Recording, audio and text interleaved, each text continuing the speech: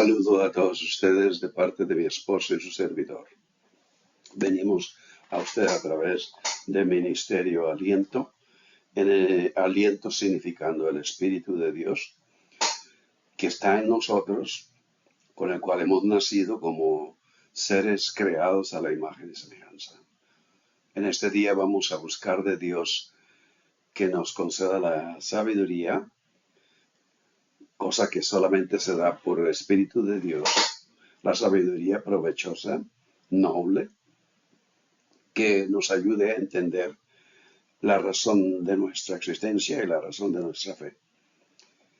El tema de la Escritura es principalmente que Dios desea revelarse a todos nosotros.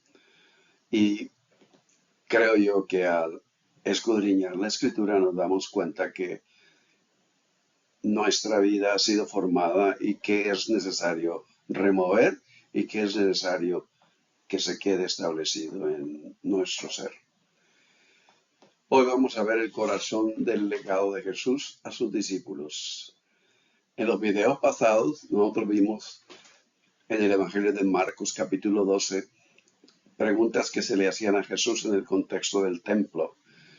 Y quiero enfatizar a ustedes que todos los evangelios, los primeros 3 evangelios, Mateo, Marcos, Lucas, como el último evangelio, Juan, todos estos 4 evangelios canónicos nos hablan de la vida de Jesús que culmina en la ciudad de Jerusalén alrededor del contexto del templo. Si ustedes recordarán, Jesús llegó y hay un evento muy simbólico en el que él voltea las mesas y se da cuenta que el templo no es realmente lo que Dios intencionó que fuese. Y por eso es que Jesús les dice, lo habéis vuelto cueva de ladrones y habéis introducido en el ámbito de lo sagrado, entre comillas, el templo, a las tradiciones que no tienen nada que ver con lo que Dios intencionaba que fuesen. El corazón del legado de Jesús, entonces, antes de partir de sus discípulos, de entre sus discípulos, en el Evangelio de Juan, capítulo 15, nos habla de una metáfora. Jesús responde a la pregunta en Marcos capítulo 12 que vimos anteriormente sobre cuál es el mayor de los mandamientos que le hace el escriba. Y al parecer en Marcos 12 parece que el escriba es muy sincero de corazón en querer entender esto. E inclusive al final de esta conversación con este escriba, Jesús le dice, no estás muy lejos del reino de Dios. En realidad, en nuestra educación cristiana se nos ha inculcado varias razones y maneras de estar en comunión con Dios. Pero nosotros tenemos que primeramente distinguir. Aquí en capítulo 15, versículo 1 dice, yo soy la vid verdadera, mi padre es el labrador. Cuando Jesús dice yo soy la vid verdadera, significa que lo que está por compartir a los discípulos es la verdad de lo que Dios desea que entendamos. Y por lo tanto nosotros en nuestra educación cristiana a través de los años se nos ha enseñado que Dios es amor. Y por lo tanto, relacionado a la pregunta del gran mandamiento, es amarás a Dios y amarás a tu prójimo. No se puede estar en conflicto con el prójimo y rechazar al prójimo y decir que uno ama a Dios, porque eso se contradice a uno mismo. En fin, hoy queremos entender bien qué significa tener entonces comunión con Dios y cómo permanecer en ella. De acuerdo con lo que Jesús enseñó a sus discípulos antes de partir de ellos en su despedida, y todos naturalmente nosotros al estar reflexionando en Juan capítulo 15, pues todos estaríamos de acuerdo que una relación con Dios significa que recibamos comunicación de Dios. y que se nos revele sobre su divinidad, su carácter, por qué es importante conocerle. Lo que quiere que nosotros entendamos tanto a través de su palabra como a través de la historia. Dios viene a nosotros en Jesucristo, en sus enseñanzas y en su cruz, en la cruz de Cristo, la cruz romana en el Calvario, y nos revela profundamente, nuevamente en conexión con el gran mandamiento, el amor que Dios es a través de su palabra y nos habla, y su hablar se vuelve vital para nosotros. Obviamente la presencia siempre constante, presente del Espíritu Santo, que mora en todos y cada uno de nosotros, nos va a guiar a mayor entendimiento.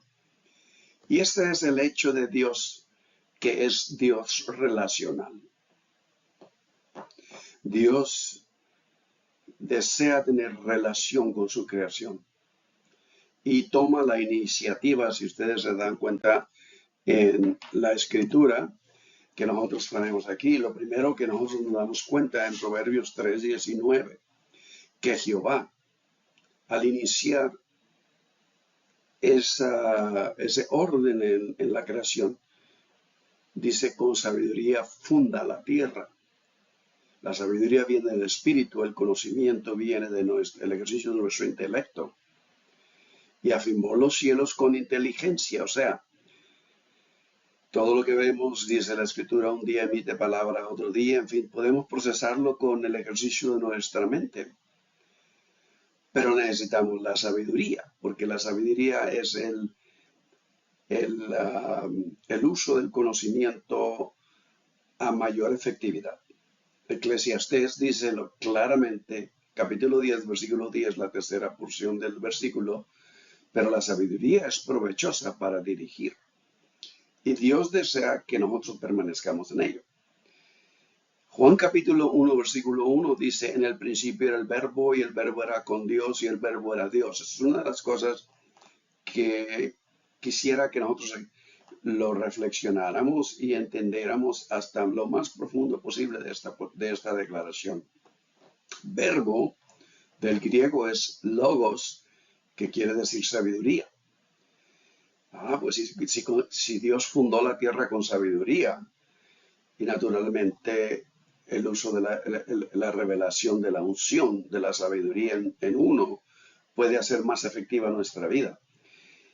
Cuando Jesús hablaba, todos se quedaban asombrados y decían: ninguna persona ha enseñado como lo ha hecho este maestro. Y por lo tanto, porque tenía la unción. Y cuando nosotros hablamos de Jesús de Nazaret, el Cristo, nosotros hablamos de dos cosas juntas.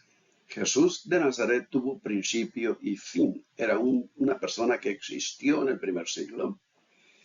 Pero cuando le unge Dios con su sabiduría, logos, en el principio era el verbo logos, el verbo era con Dios y el verbo era Dios. Entonces esa unción vino a Jesús y le guió hacia su misión, hacia el propósito por el cual había venido. Dios, dice Hebreos 12, hablando muchas veces, de muchas maneras, en otros tiempos, los padres, por los profetas, por los escritos, por diferentes formas, ahora nos habla por el Hijo, por Jesús, el Cristo, el Hijo del Hombre. Y el Hijo del Hombre, en la expresión del Evangelio, significa exactamente eso: el Hijo del ser humano, o sea, como Dios quiere que cada ser humano sea en la tierra. Y esta es la razón por la cual hemos nacido, para crecer en la sabiduría que solamente Dios nos puede dar, la unción que Dios nos puede dar.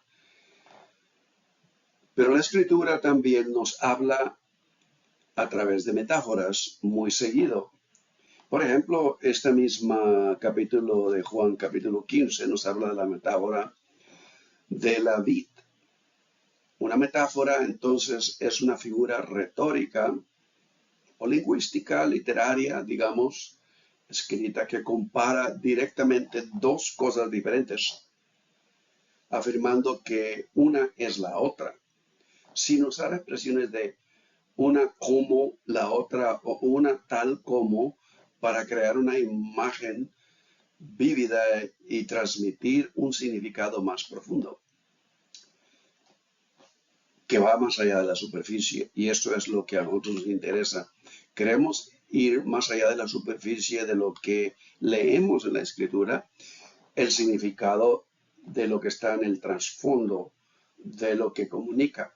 Vamos a ir detrás del texto para sacar todo el provecho en el significado de lo que estamos viendo. El poder de cualquier metáfora no reside en que identifique una cosa, sino en que señala algo más. Y esto es lo importante. Dios nos dio las capacidades y las habilidades para poder leer, escudriñar y llegar a entender plena y absolutamente lo que Dios nos ha dado. En los evangelios, por ejemplo, Jesús identifica a sí mismo con imágenes familiares para sus seguidores que poseen un significado teológico. Por ejemplo, Jesús en el capítulo 6 de Juan se identifica con pan. Yo soy el pan que descendió del cielo. Y les habla acerca de la experiencia que tuvieron los antepasados,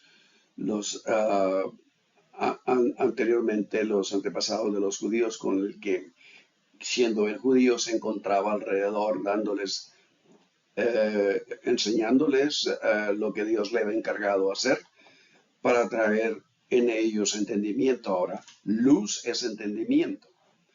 Y, y Jesús dijo, yo soy la luz del mundo.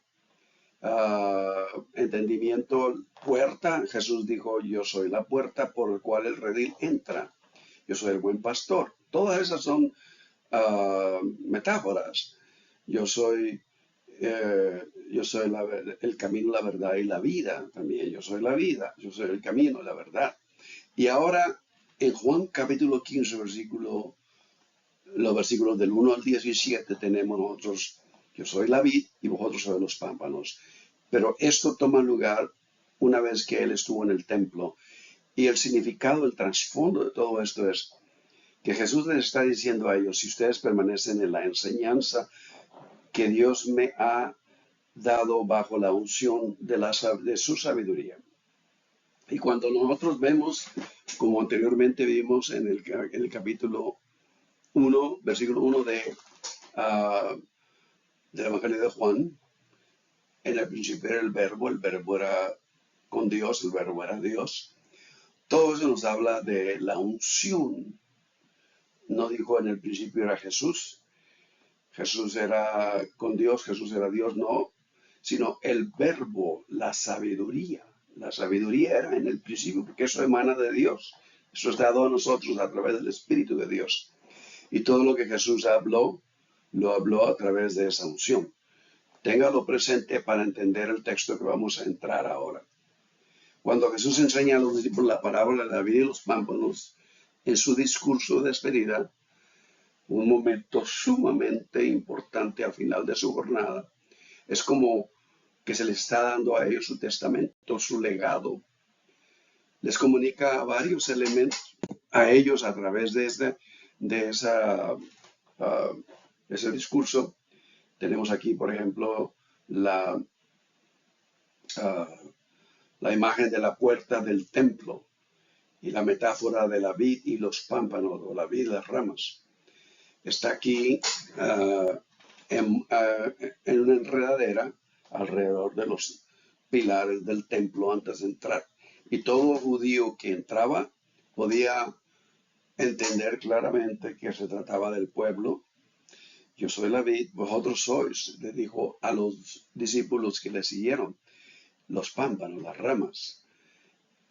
Notemos algo muy importante de todas estas metáforas que hemos hablado.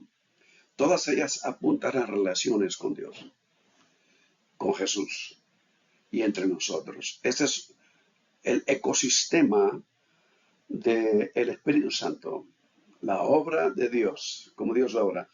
Por lo tanto, les comunica varios elementos espirituales fundamentales para la comunidad cristiana. En otras palabras, para la iglesia. Y esto es muy importante. Esta enseñanza es sumamente vital para la comunión de la iglesia. Las vides, o sea, la vid, este tipo ah, ah, de fruta, las uvas, las vides, si se dejan sin cuidado, se convierten en plantas rastreras y densas que se adhieren a otras plantas, se juntan con otras plantas, crecen descontroladamente y resultan en un gran enredo. Y esto es la razón por la cual cuando Jesús dice, yo soy la vid verdadera, mi Padre es el labrador. En otras palabras, acababa de regresar en esencia del templo y se dio cuenta que el templo se había convertido en otra cosa que no fuera verdaderamente el templo en el que se vinieran a reunir para adorar a Dios o para orar a Dios. Jesús, por esta razón, dice, yo soy la vid verdadera, no una imitación, no lo que está tomando lugar y en esencia se podría decir en base al entendimiento que ahora tenemos en el año 2025, que no es exactamente lo que se estaba llevando a cabo en el templo de Jerusalén. La codicia, el anhelo el sentido de sobrevivir, el anhelo de la supervivencia de parte de los líderes judíos, se convirtieron en ellos algo diferente a lo que supuestamente deberían de ser y terminaron siendo reflejados en el templo. Y cuando Jesús llega, Jesús voltea las mesas y dice, habéis hecho la casa de mi padre en una cueva de ladrones. Qué tremendo está eso, ¿eh?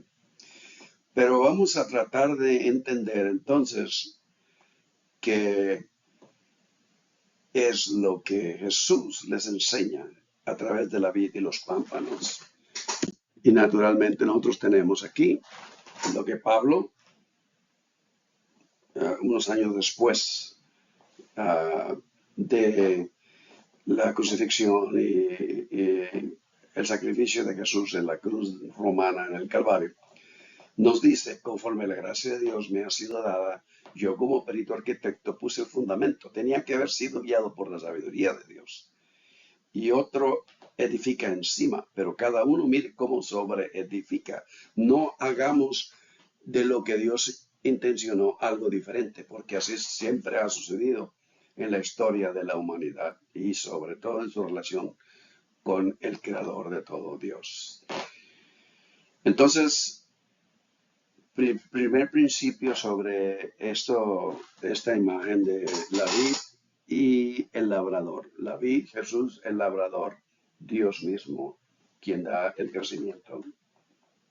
Si los pámpanos y las ramas se dejan sin cuidado, se convierten en plantas rastreras y densas que se adhieren a otras plantas, crecen descontroladamente y resultan en un gran enredo.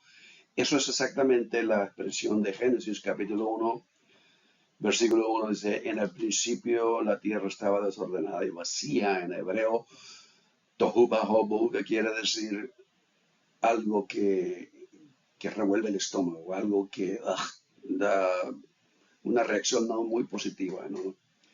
La tierra estaba desordenada y vacía. Para que esto se pueda evitar, y sobre todo en el ejemplo, en la metáfora de la vid y las ramas de los pámpanos, en que las ramas se conviertan en un verdadero enredo, un gran desorden, como lo expresa en Génesis 1.1. Se necesita un viticultor, y por esta razón, dice mi padre es el labrador, para poner el orden en lo que se hace, para poner el orden que solamente viene de Dios. La paradoja es que el labrador o el viticultor debe cortar las ramas muertas e improductivas para podar las que sí lo son. Por lo tanto, toda rama, todo pámpano, eventualmente serán podados. Esto es lo que está hablando en esencia, de que todo esto es la obra de Dios. el versículo 2 y el versículo 6 de este capítulo 15. Esto se conecta con Hebreos 12, donde dice que en Hebreos capítulo 12, en los versículos 27, 28, 29, nos habla y se entiende que Dios está hablando a través del escritor y nos dice que no solamente Dios sacudirá la tierra, sino que sacudirá los cielos. ¿Qué quiere decir sacudirá los cielos? Los cielos hablan de la espiritualidad del ser humano y en dónde se establece esa espiritualidad, si son tradiciones que no vienen de Dios, creencias, entendimientos, cosas que se establecen a través del tiempo en las culturas, pero que no es realmente lo que Dios ha revelado, entonces será removido. Las vidas jóvenes no pueden dar frutos durante los primeros años. Eso significa que necesitan una podada drástica cada temporada para que la planta pueda desarrollarse plenamente. Los viñedos, por lo tanto, son inversiones a largo plazo que requieren muchas manos y continuo cuidado.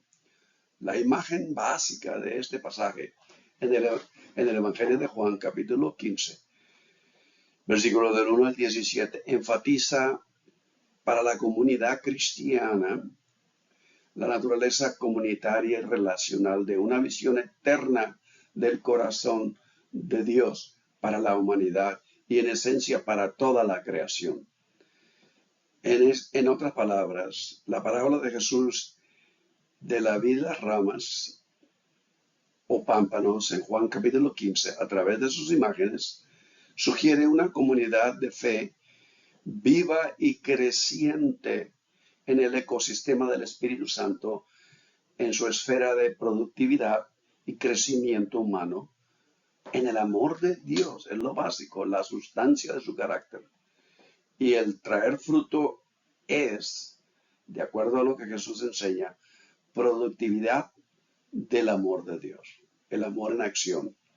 En primer lugar, digamos, la imagen de comunidad que sugiere Juan capítulo 15, versículo del 1 al 17, la comunidad en estas enseñanzas surge y plantea una pregunta desafiante a las comunidades cristianas contemporáneas sobre su identidad fracturada, muchas de ellas, de los demás por sus doctrinas y creencias.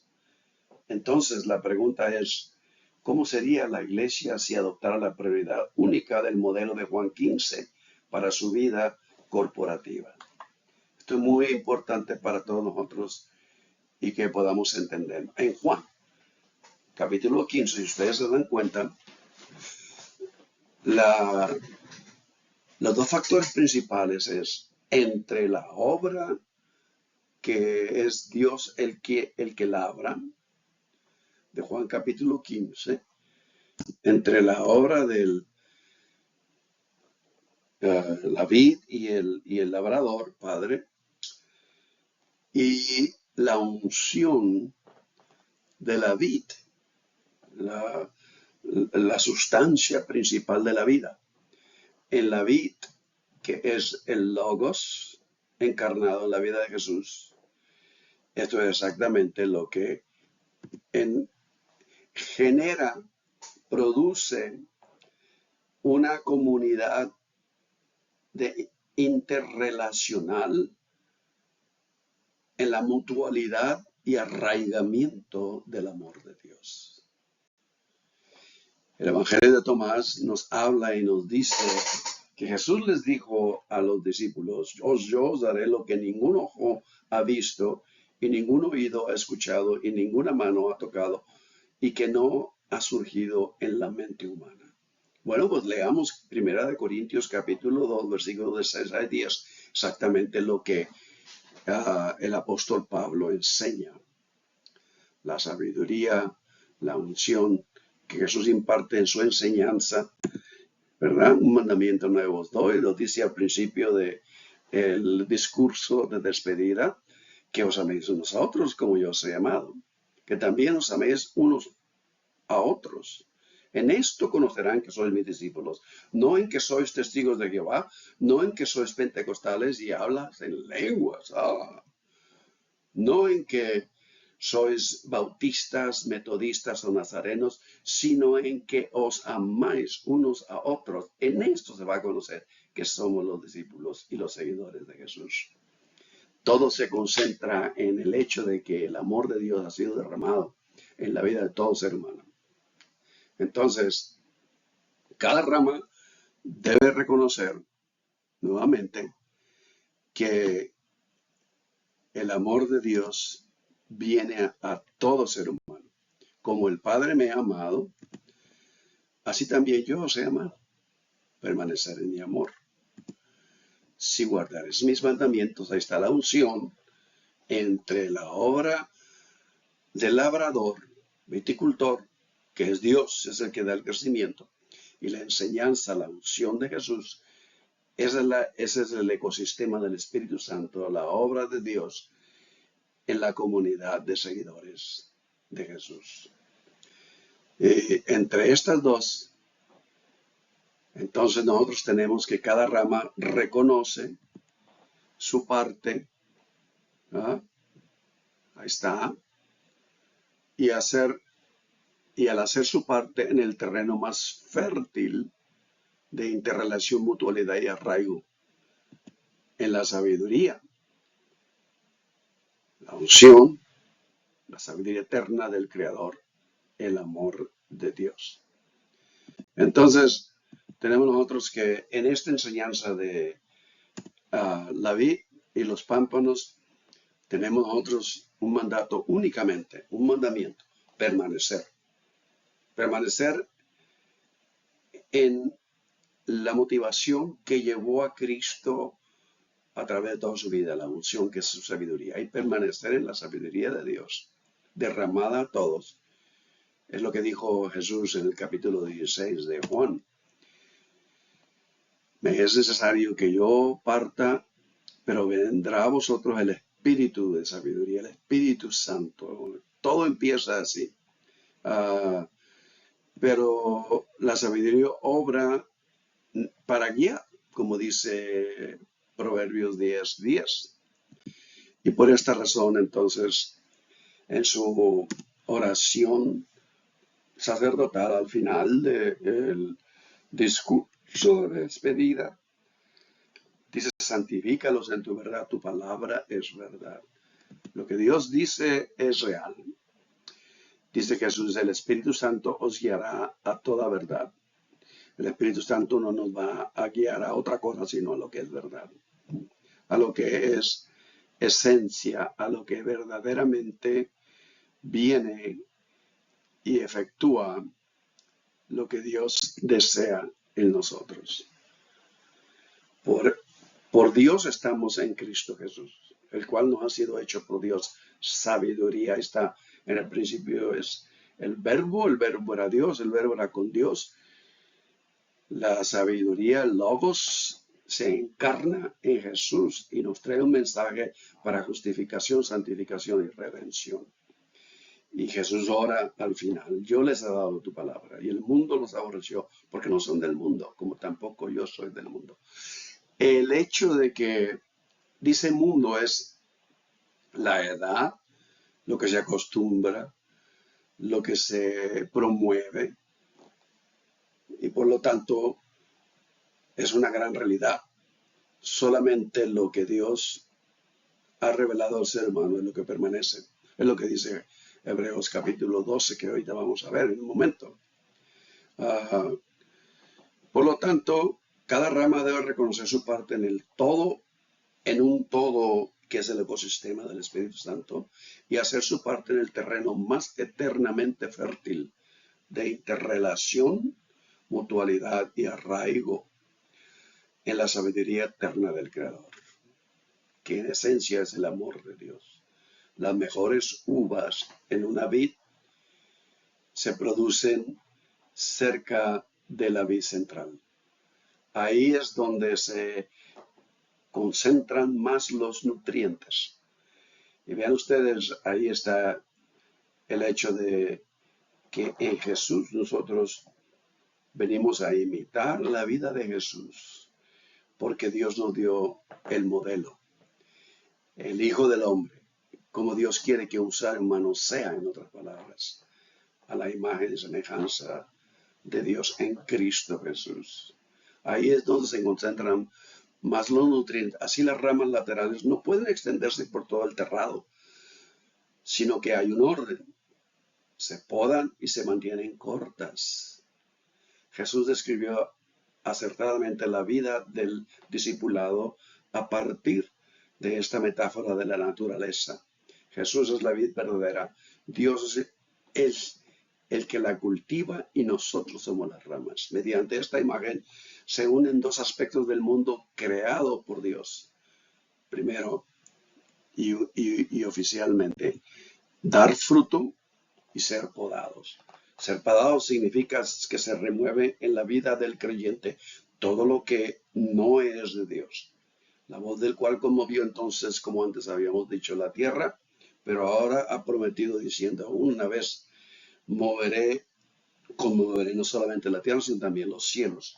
Cuidado, que aquí la espiritualidad puede ser muy, muy terrenal, llena de intereses muy particulares, pero Dios quiere limpiar todo eso, remover todo eso. Y esta frase aún una vez indica la remoción de las cosas movibles como cosas hechas. Lo que se hace es lo que el ser humano produce a veces para que puedan las inconmovibles, lo que Dios ha revelado hacia el ser humano, ser establecidas. Para comprender plenamente esta interrelación entre la vid y las ramas, conviene visualizar cómo se ven realmente las ramas de una vid. Y esto, en una vid, las ramas son casi indistinguibles entre sí. Es imposible determinar dónde termina una y dónde empieza la otra. Todas corren juntas a medida que crecen a partir de la vid central. Lo que esta imagen de la vid sugiere sobre la comunidad de los seguidores de Jesús el Cristo es que no hay pámpanos independientes o separados en esta comunidad, sino ramas que se rodean unas a otras completamente en el ecosistema del Espíritu Santo. La parábola de la vid reta a todos aquellos cuyas vidas se han construido en gran medida sobre la idea moderna del individuo soberano o soberana. La vitalidad y fructificación de cada pámpano individual depende de una relación con la vid y nada más. En el corazón de Juan capítulo 15, versículo 1 al 17, se encuentran las relaciones sociales y la responsabilidad cooperativa, medidas por el fruto de la comunidad. Versículos 4 y 5 del capítulo 15. Una vez más, la vida, vean ustedes ahí, la vida de esta comunidad, permanecer en mí y yo en vosotros, como el pámpano no puede llevar fruto por sí mismo si no permanece en la vid. Tenemos que permanecer en la esencia, la unción que viene de Jesús, que es la sabiduría de Dios. Y por lo tanto, la vida comunitaria imaginada en la metáfora de la vid plantea un fuerte desafío a los modelos occidentales contemporáneos, nuestra área de autonomía individual y privatización. En esencia, los miembros se distinguen por los actos de amor que realizan en común todos los demás, en comunidad. Todos participan y vienen a ser una comunidad que se nutre de lo mismo del amor de Dios. No sería una comunidad construida en torno a logros, decisiones o derechos individuales, sino en torno a la responsabilidad colectiva ante la presencia permanente de Dios y la práctica del amor eterno que ha sido derramado. En esencia, entonces, nosotros vemos que esta metáfora de la vid y los pámpanos viene a enfatizar el hecho de lo que ha sido derramado del corazón de Dios en la vida de Jesús de Nazaret. Vamos a seguir nosotros esto eventualmente, porque esto es muy importante para todos. Queremos saber cómo podemos hacerlas. Jesús se le preguntó, inclusive, ¿cómo puedo yo hacer las obras de Dios? Jesús dijo que creáis al que Dios ha enviado. Porque el quien hablaba en Jesús era la sabiduría de Dios. Y esa es la misma sabiduría que Dios puede derramar en cada uno de nuestros corazones. No hay en lo más mínimo un ser que venga a participar en esta comunidad que tenga mayores capacidades que otros. Todos tenemos la misma capacidad de recibir el nutriente que es el amor de Dios. Ay, yo sé que el apóstol Pablo habló de los dones y habló de diferentes participaciones en el cuerpo, que es la iglesia, digamos, pero eso lo vamos a ver. En esencia, todos nosotros nos sustenta, nos guía, pone el ritmo de vida, pone el tono de vida, en esencia el amor de Dios que nos inspira. Cuando todo se hace, todos participamos del mismo, del amor de Dios. Es como decir, si nosotros podemos tener, aunque sea una ilustración muy, en efecto, muy sencilla, si tenemos una diversidad de modelos de carros, todos necesitan la gasolina, el combustible para poder moverse. El combustible para la comunidad de los seguidores de Cristo, el ungido, quien nos reveló el reino de Dios, es el amor de Dios. Y todos podemos tener participación en ello. No hay nadie que está fuera de ello o está exento. Porque ante Dios todos estamos en el mismo nivel, en el mismo plano. Y lo que hacemos tiene que venir a la honra y la gloria de Dios. Por eso es que dice en 1 de Corintios, para que nadie se sobreexalte en la presencia de Dios. No puede nadie venir y reclamar algo como un derecho. Todo es un don. Y el amor de Dios ha sido derramado en todos nosotros. Pero en el próximo video vamos a ver otro aspecto de la vid y los pámpanos. Le suplico entonces que hay que digerir todo lo que se ha hablado. En esencia, solamente hay un requisito. Solamente un acto.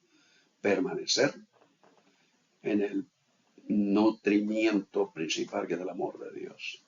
En que Dios, el amor de Dios, sea el que ponga todo en el orden que Dios desea. Es el ecosistema del Espíritu Santo. Estaremos próximamente con ustedes. Bendiciones, paz, descanso en Cristo Jesús. Amén.